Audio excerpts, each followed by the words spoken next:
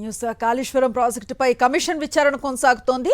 ప్రాణహిత చేవెళ్ల ప్రాజెక్టును పక్కన పెట్టి కాళేశ్వరం ఎందుకు నిర్మాణం చేశారని ఆరా తీసింది కమిషన్. ప్రాణహిత చేవెళ్లపై 5 మెంబర్స్ కమిటీ ఇచ్చిన రిపోర్టుపై కాళేశ్వరం కమిషన్ విచారణ చేసింది. 2015లో ప్రాణహిత చేవెళ్లపై రిటైర్డ్ ఇంజనీర్లు ఇచ్చిన రిపోర్టు అందించాలని ఆదేశించారు జస్టిస్ చంద్రఘోష్. జులై మొదటి వారంలో కాళేశ్వరం కమిషన్కు ఎన్డీఎస్ఏ పూణే సంస్థల రిపోర్టు సమర్పించే అవకాశం ఉంది. ఇంజనీర్లు, నిర్మాణ సంస్థలతో కాళేశ్వరం కమిషన్ విచారణ ముగిసింది. ఇదే అంశానికి సంబంధించిన పూర్తి సమాచారం మా కరెస్పాండెంట్ శేఖర్ అందిస్తారు. శేఖర్.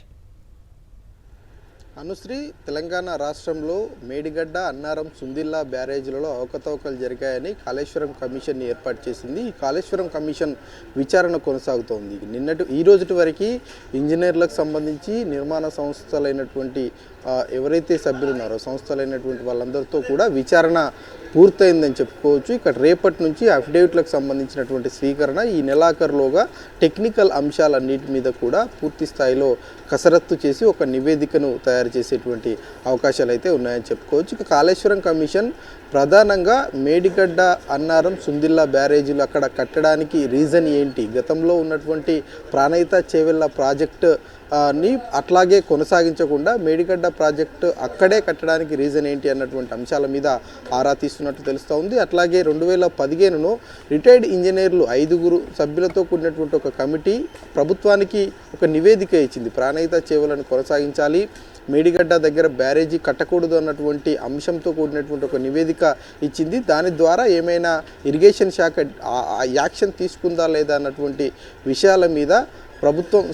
ప్రభుత్వం రిపోర్టు రూపంలో ఇవ్వాలంటూ ఇరిగేషన్ శాఖకు కాళేశ్వరం కమిషన్ ఆదేశించినట్లు తెలుస్తూ ఉంది. దీంతోపాటు ఈ నెలాఖరులోగానే మిగతా ఏవైతే నిర్మాణ సంస్థలకు సంబంధించినటువంటి అఫిడవిట్ల రూపంలో తీసుకోవాల్సినటువంటి ఇదన్నీ కూడా తీసుకోవడంతో పాటు ఎన్డీఎస్ఏ పూర్తి స్థాయి రిపోర్టు, పూణే సంస్థల నుంచి వచ్చేటువంటి రిపోర్ట్స్, విజిలెన్స్కు సంబంధించినటువంటి రిపోర్ట్స్, ఈ 3 కూడా పూర్తి స్థాయి రిపోర్ట్లు అందేందుకు ఆదేశాలు జారీ చేసినట్టు తెలుస్తూ ఉంది. అవి జూలై ఫస్ట్ వారంలోనే ఈ 3 సంస్థలకు సంబంధించినటువంటి రిపోర్ట్లు అందిస్తామంటూ కమిషన్కు సమాచారం ఇచ్చినట్లు కూడా తెలుస్తూ ఉంది. ఇక జూలై నెలలో కాళేశ్వరం కమిషన్ దాదాపుగా 90% విచారణ అంతా పూర్తి చేసేటువంటి అవకాశాలు అయితే కనిపిస్తూ ఉన్నాయి.